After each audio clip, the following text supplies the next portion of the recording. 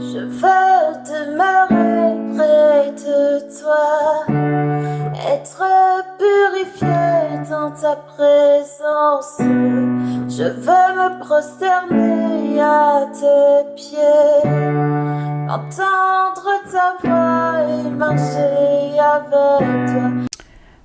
Bonjour et bon retour sur ta rubrique préférée, One Story, One Word. Aujourd'hui, on va lire Luc 6 à partir du verset 32 jusqu'au verset 38. Et si vous aimez ceux qui vous aiment, quelle grâce méritez-vous? Car les pécheurs aussi aiment ceux qui les aiment. Et si vous faites du bien à ceux qui vous font du bien, quelle grâce méritez-vous? Car les pécheurs aussi font de même. Et si vous prêtez à ceux de qui vous espérez recevoir, quelle grâce méritez-vous? Car les pécheurs aussi prêtent aux pécheurs afin de recevoir la pareille. Néanmoins, aimez vos ennemis et faites du bien, et prêtez sans rien espérer, et votre récompense sera grande, et vous serez les fils du Très-Haut, car il est bon envers les ingrats et les méchants.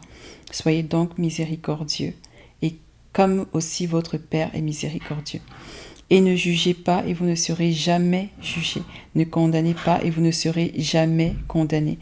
Acquittez, et vous serez acquittés. Donnez, et il vous sera donné. On versera dans votre sein une bonne mesure serrée et secouée et qui déborde, car on vous mesurera avec la mesure dont vous serez servis.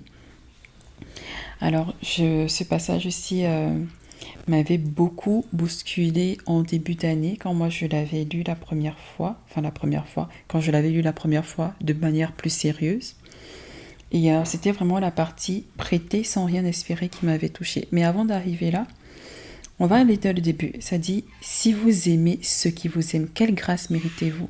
Et souvent, la sagesse du monde va souvent nous dire que va là où tu es aimé, normalement, une bonne relation, c'est donnant, et tout ça. Mais qu'est-ce que Jésus nous enseigne ici?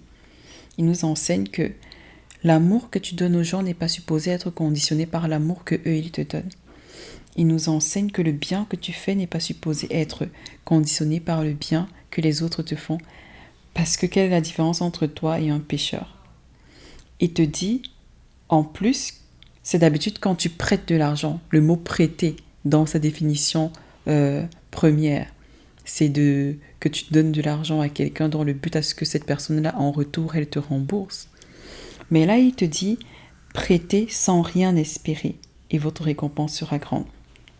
Et moi, je me souviens, il y avait quelques personnes à qui j'avais prêté de l'argent et j'avais commencé à murmurer contre elles. Et après ces personnes-là m'ont remboursé, mais je suis retombée sur ce passage et je me suis dit, oh mon Dieu, pourquoi est-ce que je avais murmuré? Pourquoi? Parce que je comprenais que quand tu prêtes de l'argent, tu dois prêter une somme que tu es prêt à perdre, pas une somme dont tu auras potentiellement besoin urgemment et tout ça. Aussi, il dit, ne jugez pas et vous ne serez pas jugés, ne condamnez pas et vous ne serez pas condamnés. Donnez et il vous sera donné. Donc vers la fin, il explique également que ce que tu sèmes, tu récoltes. Et je voulais vraiment commenter ces passages aussi parce que souvent, on se laisse envahir par la sagesse du monde. On se laisse envahir par les bons conseils de nos amis qui nous veulent souvent du bien, ils ne nous veulent pas du mal en plus. Mais il faut toujours qu'on s'interroge sur quelle est la sagesse de Jésus par rapport à ce que cette personne-ci est en train de me dire, par rapport à ce que moi je suis en train de penser en ce moment-ci. Parce que Dieu ne va jamais nous demander des comptes par rapport à ce que quelqu'un nous a dit. Il va nous dire, je t'ai donné ma parole, qu'en as-tu fait? Tu vas pas dire, c'est Joseph qui m'avait dit que puisque mon père ne me retourne pas assez l'amour que moi je lui donne, je vais arrêter les efforts que je fournis. Non. Jésus va te présenter sa parole, il va te présenter ses commandements et il va te dire qu'est-ce que toi tu en as fait. Donc je voulais vraiment nous encourager aujourd'hui à produire des bons fruits, à toujours regarder notre marche avec le Seigneur comme une marche sur comment je me comporte avec les autres et pas sur mes exploits de vie de prière, de vie de jeûne, de vie de méditation. Donc aujourd'hui, je veux encore t'encourager à bien te comporter avec ton père, ta mère, ton frère, ta soeur de l'église que tu vois, des personnes de ta famille, des inconnus au centre commercial, sur les escalators, quand tu vas faire ton jogging, quand tu es à la salle de gym. Vois-les comme des personnes qui seront des témoignages pour toi quand Jésus va faire passer le film de ta vie. Donc, on se revoit au prochain podcast et sois béni.